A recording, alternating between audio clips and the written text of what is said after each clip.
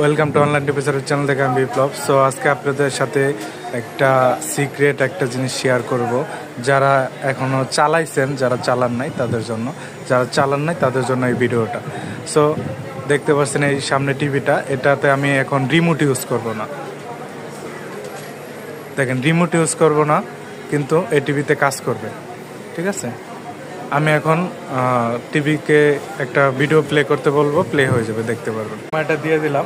আপনারা অনেকে ভাববেন আমি রিমোট দিয়ে করতেছি। দেখেন, রিমোট দিয়ে করবো না।